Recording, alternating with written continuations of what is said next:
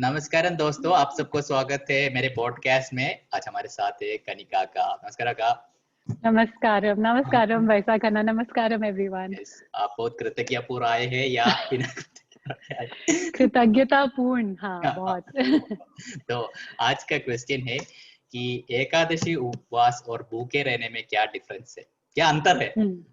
Okay okay so नमस्कारम everyone. तो आज हम एकादशी के बारे में बात करने जाएंगे।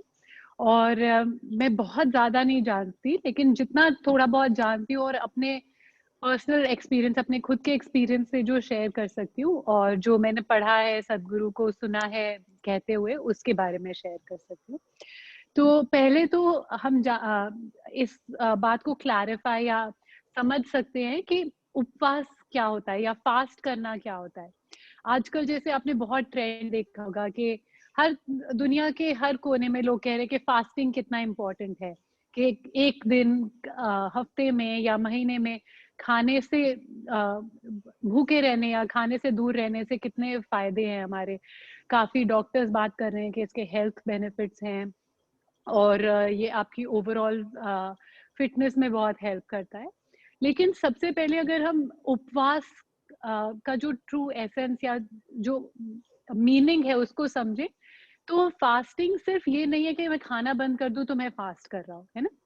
उपवास का मतलब आई थिंक अगर उसको ट्रांसलेट करें तो उसका अर्थ है to be closer to God, मतलब ईश्वर के पास रहना इन सम सेंस। तो जैसे आप देखते होंगे आपके घर में बड़े बूढ़े अगर उपवास रखते हैं, महीने में हफ्ते में एक दिन रखते हैं या हर 2-3 हफ्ते में एक बार रखते हैं, तो वो सिर्फ खाने से एब्सटेन नहीं करते, वो मतलब सिर्फ खाने से दूर नहीं रहते, वो अलग चीजों पे भी ध्यान देते हैं। तो जैसे आप किस तरह से किस मानसिक स्थिति में आप उपवास कर रहे हैं, आपके कैसे विचार आ रहे हैं, आप ओवरऑल किस भावना से उपवास कर रहे हैं, वो बहुत महत्वपूर्ण है।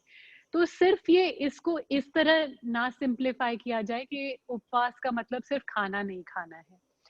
ऑफ कोर्स हाँ, हम खाना खाना जितना नॉर्मल सामान्य दिनों में जितना खाना खाते हैं उससे वो नहीं खाएंगे, या जो भी आप फल का उपवास कर रहे हैं, जो भी रख रहे हैं।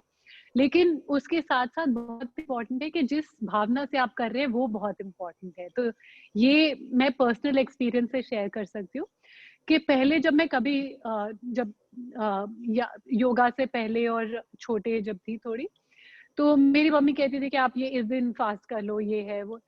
और मैं बहुत ही बुरे भाव से सोचती थी कि ऐसे क्यों खाना मैं नहीं खा सकती। और अगर किसी दिन करा भी, अच्छा कर लिया क्योंकि मम्मी ने बोला है, तो सारा दिन वो अच्छा आज ये नहीं खा सकते, वो अच्छा ये नहीं खा सकते, सारा दिन यही सोच रही हूँ कि ओ कितनी भूख लग रही है, कब रात का टाइम होगा या कब नेक्स्ट दिन होगा जब मैं खा सकती हूँ।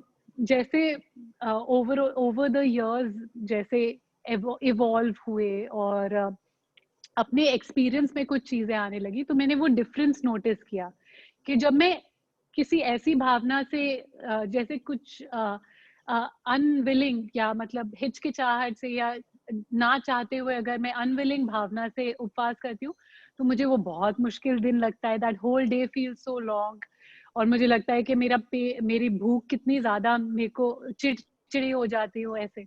लेकिन जब मैं अच्छे भावना से उपवास करना स्टार्ट किया, जब मैंने अच्छे भावना से उपवास किया, देन आई रियलाइज्ड कि the whole day was so easy. मतलब मुझे पता भी नहीं चला, मुझे ना भूख लगी, मेरे को एनर्जी लेवल्स कम नहीं लगे, पूरा दिन बड़े आराम से निकल गया और मैंने सोचा भी नहीं खाने के बारे में।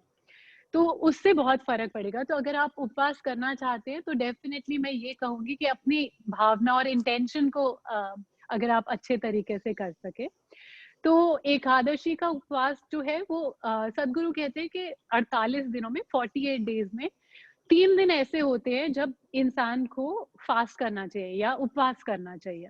क्योंकि हमारी आदतें ऐसी बन चुकी हैं कि हम ज़रूरत से बहुत ज़्यादा खाना खा रहे हैं। हम ना पहले की तरह जैसे बहुत लोग फिज़िकल एक्टिविटी करते थे, हम वो भी नहीं कर रहे हैं और हम खाना बहुत ज़्यादा खा रहे हैं, हमारी ज़रूरत से कहीं ज़्यादा। तो अगर 48 दिनों में हम 3 दिन कम से कम 3 दिन उपवास करें, तो वो हमारे सिस्टम के लिए बहुत अच्छा है। नेचुरली अगर आप अपने सिस्टम, आपका सिस्टम ट्यून में है, तो आपको पता चल जाएगा कि आज मेरी बॉडी को खाना नहीं खाना, तो मैं जो भी आप अपने स्टेप्स लोगे। लेकिन अब हम अगर इतने सेंसिटिव नहीं हैं, तो हमने एकादशी फिक्स किया गया है, जो भी ट्रेडिशनल ट्रेडिशंस में एकादशी का दिन फिक्स किया गया है। तो एकादशी हर 14 दिन में आता है, और एकादशी 11वां दिन होता है मून साइकिल का। तो आप एकादशी पे अगर फास्ट कर रहे हैं, तो एकादशी का दिन बहुत अच्छा है फास्ट करने के लिए, डिसाइड करिए, तो आपके लिए इजी है वो अपनी बॉडी के लिए वो रेस्ट का टाइम देना। अब मैं बात करना चाहती हूँ, डिफरेंस है फास्टिंग में और भूखे रहने में। अब कई लोग जैसे वेट लॉस के लिए कहते हैं चलो मैं फास्ट कर लेता हूँ, लेकिन वो सेम चीज नहीं है कि आपने उपवास किया है ना। इंटेंशन का फर्क है, आप किस तरह से उसको अप्रोच कर रहे हैं। और भूखे रहेंगे तो आप सारा दिन सोच रहे कि हाय मैंने खाना नहीं खाया, अरे मैंने खाना नहीं खाया, अरे मुझे वीकनेस तो नहीं हो रही, अच्छा या फिर मेरा वेट लॉस हो रहा है कि नहीं। लेकिन जब आप कॉन्शियसली फास्ट करते हैं, अब जब consciously, I don't know how to, मतलब मुझे समझ नहीं आ रहा है हिंदी में उसको कैसे बोलेंगे, लेकिन जब आप उस अवेयरनेस से और उस इंटेंशन से जब आप कहेंगे कि मुझे खाना नहीं खाना, तो वो आपकी चॉइस है, आपने चूज किया है कि आपको वो नहीं करना। तो किसी ने आपको बोला नहीं है कि ये मत करिए, तो आप अपनी तरफ जैसे अपने मन में डंडा नहीं लगा के बैठे कि मैं खाना नहीं खाऊंगा ताकि मैं पतला हो जाऊं या कुछ ऐसे। तो वो इंटेंशन से फर्क पड़ता है। तो सदगुरु वही कहते हैं कि भूखे रहने और उपवास करने में अंतर है। तो वो ही डिफरेंस अगर आप एक्सपीरियंस करें अपनी लाइफ में, तो आप ये देख पाएंगे कि फास्टिंग जो है वो सिर्फ खाने से दूर रहना नहीं, वो एक बहुत ही डीपर प्रैक्टिस है। ऑफ कोर्स ये आपके हेल्थ के लिए बहुत अच्छा है, आपके वेलबींग के लिए बहुत अच्छा है, लेकिन उससे साथ साथ ये बहुत ही एक आध्यात्मिक प्रोसेस भी बन सकता है। तो अगर आप ये देखें, तो इन सब में जैसे कहते हैं सदगुरु कि आपके आपके शरीर में और आप में थोड़ा एक डिस्टेंस आ जाता है या थोड़ी सी दूरी आ जाती है। अभी तक क्या है कि हमारे शरीर की हर जरूरत को हम एकदम तुरंत पूरा कर देते हैं, और हम शरीर को ही अपने आप को मान लेते हैं। तो लेकिन फास्टिंग जैसे प्रोसेस से या योग से आप देखेंगे कि वो थोड़ा सा एक स्पेस आ जाता है या एक डिस्टेंस आ जाता है। आई डोंट नो, अगर मैं माफी चाहती हूँ अगर मैं ठीक से ये एक्सप्रेस नहीं कर पा रही, बट आई होप आप ये समझ पाएंगे कि जो मैं कहने की कोशिश कर रही हूँ। थैंक यू अक्का। तो कहाँ आपको कांटेक्ट किया जा सकता है प्रोग्राम्स के लिए या डाउट्स एकादशी के बारे में? एकादशी के लिए अगर आपको हठ योग प्रोग्राम्स में आप इंटरेस्टेड हैं, तो मेरा स्टूडियो में है निसर्गा हठ योगा, और हम रेगुलरली प्रोग्राम्स कंडक्ट करते हैं छोटे वर्कशॉप्स के लिए। आप अगर मुझे फॉलो करना चाहते हैं यूट्यूब पे, तो मेरा चैनल है निसर्ग हठ योगा, वो भी लिंक डाल देंगे नीचे। और अगर आप इंस्टाग्राम पे फॉलो करना चाहते हैं, तो kanika.hatyoga, तो KANIKA.HATHA योगा, तो आप मुझे यहाँ ढूंढ सकते हैं। एंड आप मैसेज कर सकते हैं। मैं कई बार काफी ज्यादा मैसेजेस आ जाते हैं तो मैं रिप्लाई नहीं कर पाती, लेकिन ऑलरेडी काफी क्वेश्चंस के आंसर्स मैंने वीडियोस में बनाए हुए हैं। तो अभी मोस्टली वीडियोस इंग्लिश में है, अगर आप देखना चाहें तो आप देख सकते हैं, नहीं तो धीरे धीरे हम हिंदी के भी वीडियोस डालते हैं। किसी को अगर फूड प्रोग्राम करना है तो कहाँ कर सकते हैं? फूड प्रोग्राम, थैंक यू अना, ये बहुत अच्छा क्वेश्चन पूछा आपने। तो फूड प्रोग्राम जो है, जो जिसमें हम योगिक डाइट के बारे में बात करते हैं, तो ये फूड प्रोग्राम हम ऑनलाइन ऑफर करते हैं। सिर्फ ये एक ऐसा प्रोग्राम है जो हम ऑनलाइन बड़ी आसानी से ऑफर कर सकते हैं।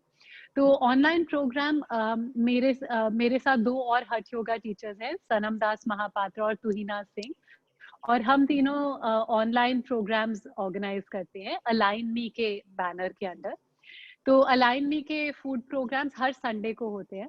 आप चाहे तो इस संडे से भी अटेंड कर सकते हैं, और वो 1 घंटे का प्रोग्राम होता है, हर संडे होता है, और हर संडे अलग कंटेंट होता है।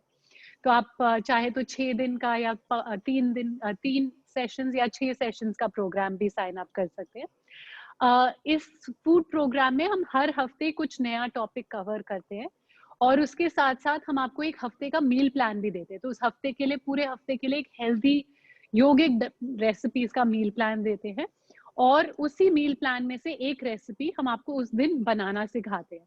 तो आप हमारे साथ में कुक भी कर सकते हैं, खाना बना सकते हैं। तो हम आपको वो इंग्रेडिएंट्स की लिस्ट पहले भेज देंगे ताकि आप वो सब सब्जियां और ये सब तैयार करके रखें। और फिर क्लास में पहले हम सीखते हैं योगिक डाइट के बारे में, और उसके बाद हम हमारी रेसिपी का लाइव कुक अलोंग करते हैं। तो हम भी कुक करेंगे और आप भी करेंगे। So thank you अक्का। So हम कृतज्ञता से अब कनिका को छोड़ देंगे। कनिका को छोड़ दो। कनिका थैंक को यू छोड़ अरुण। देंगे। Thank you. ओके, नमस्कार। नमस्कार अक्का।